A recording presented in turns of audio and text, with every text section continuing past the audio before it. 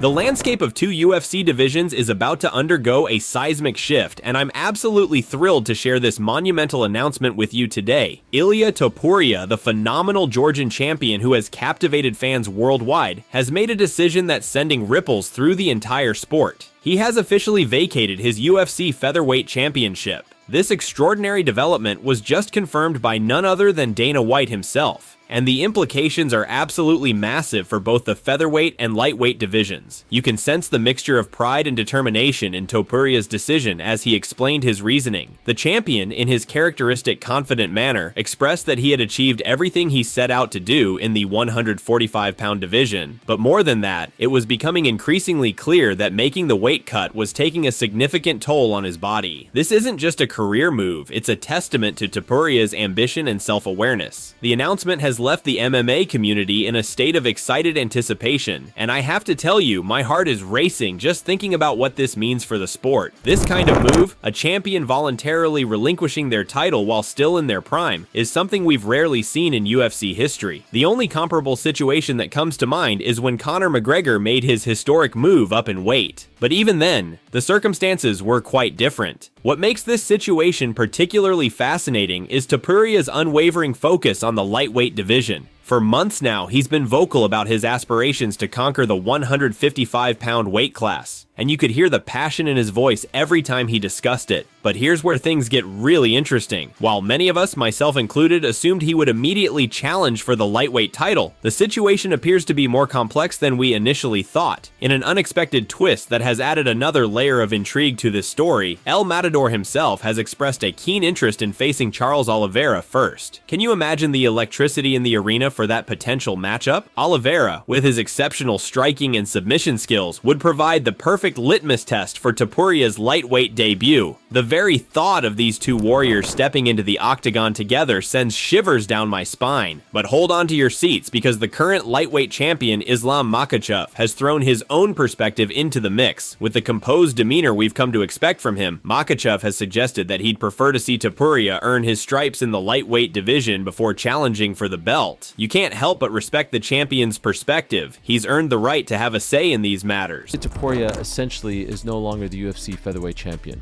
Ilia Topuria has essentially vacated the featherweight title. Well, it means he's moving up to 155 pounds. I reached out to his agent, Makikawa. Couldn't hear back. It is quite late. It's past 11 o'clock on the East Coast, but all signs from what I'm hearing seem to point to an Ilia Topuria versus Islam Makhachev fight, perhaps as soon as International Fight Week. And if you ask me, that is International Fight Week worthy. That is a mammoth fight. That's a massive fight, and the kind of spark, the kind of big-time fight that the UFC seems to have been searching for over the last couple of months. It would be gigantic, but it's not done.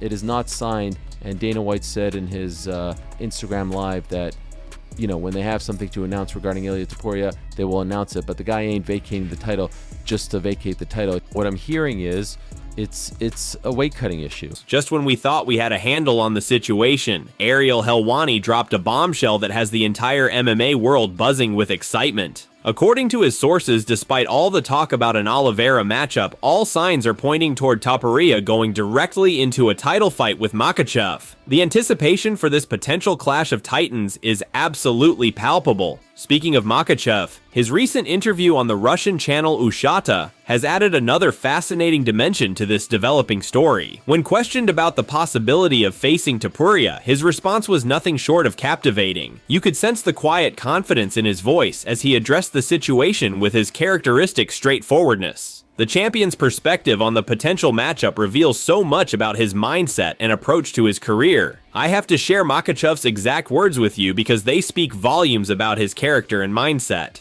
A lot of people ask me to fight Ilia. For what? Money? I have money. I don't need money. I already fought guys coming up from smaller divisions, but I'm not saying no. I have cleaned out my division, and if the people want it, if Dana wants it, why not? I can do this. There's something incredibly powerful about the way he dismisses financial incentives while leaving the door open for what could be one of the most anticipated fights in recent UFC history. The ripple effects of Topuria's decision extend far beyond his own career trajectory. The vacancy at featherweight has created an incredible opportunity for former champion Alexander Volkanovski. who will now face the dangerous Diego Lopes for the undisputed belt at UFC 314. And let me tell you, Volkanovski's response to this opportunity has been nothing short of inspiring. The former champion recently broke his silence in a video that sent chills down my spine. The fire in his eyes, the determination in his voice, it was all there as he issued a stern warning to Diego Lopes. You could feel the intensity radiating through the screen as Volkanovski promised fans they would witness the absolute best version of himself. His declaration that there's no possibility of Lopes outperforming him wasn't just talk, it was a statement of absolute conviction. What really struck me was Volkanovski's addressing of his doubters. With the passion of a true champion, he reminded everyone of how many times he's proven people wrong throughout his career. You could hear the genuine emotion in his voice as he acknowledged that while some may be writing him off, he knows there are still fans standing firmly in his corner. That unwavering belief in himself, even in the face of adversity, is what makes him such a compelling figure in the sport. The updates about his training camp have been absolutely thrilling. Volkanovski's excitement was contagious as he shared that his preparation is going better than ever before. When he talks about getting closer to his peak, about his weight being perfect, about being in the best condition of his life, you can't help but believe every word. The energy and confidence he's bringing into this fight are simply infectious. Yeah, Lopes, obviously a dangerous dude. Bit of a different matchup to Ilia. Obviously both dangerous fighters. You may be seeing the best Volk you ever seen. So let's see how we go. But I'm feeling great and I'm only going to get better from here. So that's a scary thing, especially for Lopes. I think Lopes is in for a very, very hard fight. Excited to show everyone. Obviously people are like, he's old, he's done. I hope people are thinking that. Everyone knows I love the underdog story. Everyone knows I love to prove people wrong. I still think a lot of people believe in me and know I'm going to go out there and look great anyway. Already seeing massive improvements, so very, very happy for where we already are. We're still plenty of time till the fight and I'm already in pretty good nick. It's not like we're at our peak yet. It's not like I'm peaking too early. I'm just making sure I'm moving right and I'm going to keep it like that.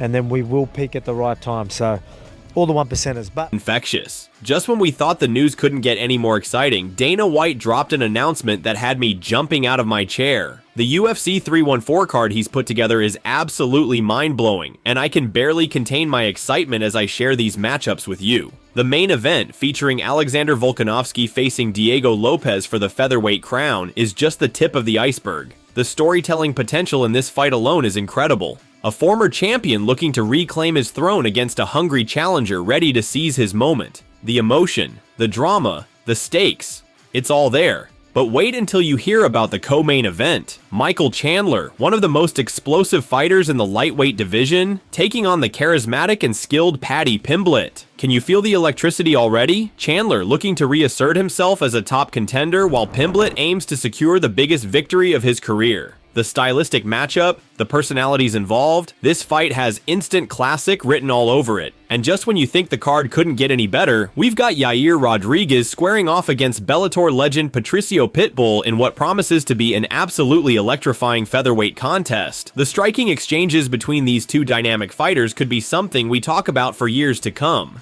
The speed, the technique, the creativity. This fight could steal the show.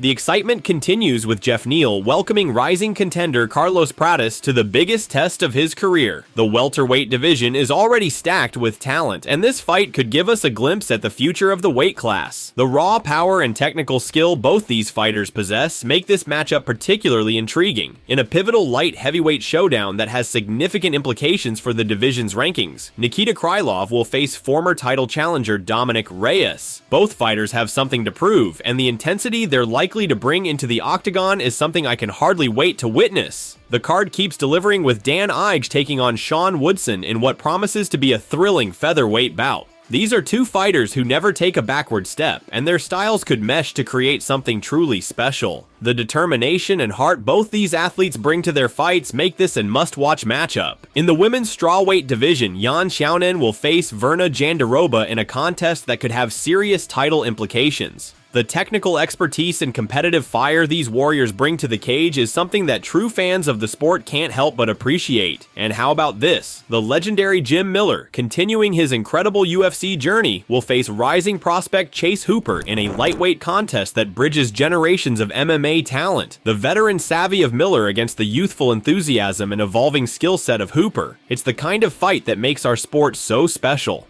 But hold on to your seats because the announcements didn't stop there. UFC 315 is shaping up to be another extraordinary event that has me counting down the days. The welterweight championship will be on the line as Belal Muhammad defends his title against the surging Della Maddalena. This is particularly fascinating because JDM was originally scheduled to headline UFC London against Leon Edwards. Now Sean Brady has stepped in to face Edwards, allowing Della Maddalena to seize this unexpected opportunity at UFC Gold. The Australian challenger's rise through the ranks has been nothing short of remarkable. In just over 3 years since his UFC debut, he's built an impressive resume that includes victories over established veterans like Gilbert Burns and Kevin Holland. The momentum and confidence he's carrying into this title fight make him an incredibly dangerous challenger. For Muhammad, this marks his long-awaited return to action after a severe toe infection forced him to withdraw from his scheduled defense against Shavkat Rakhmonov in December. That situation led to Rakhmonov facing and defeating Ian Machado Gary, further solidifying his position as the division's top contender. However, with Rakhmonov currently sidelined due to injury, the door opened for Della Maddalena to step up and challenge for the title. The co-main event of UFC 315 is equally compelling, featuring UFC women's flyweight champion Valentina Shevchenko defending her crown against top contender Manon Fiorot. 2 championship fights on one card. The energy and anticipation are already building to fever pitch. What an absolutely incredible day for MMA fans. From Ilia Topuria vacating his title and potentially moving straight into a lightweight title shot, to Volkanovski versus Lopes for the vacant featherweight belt, to the absolutely stacked cards for both UFC 314 and 315. My head is still spinning trying to process all these amazing developments. I'm dying to hear your thoughts on all of this. Which fight has you most excited? Who do you think emerges victorious in these incredible matchups? Share your predictions and opinions in the comments below. Let's keep this conversation going. And don't forget to hit that subscribe button to stay updated with all the latest developments in the world of MMA. The sport we love just keeps getting better and better.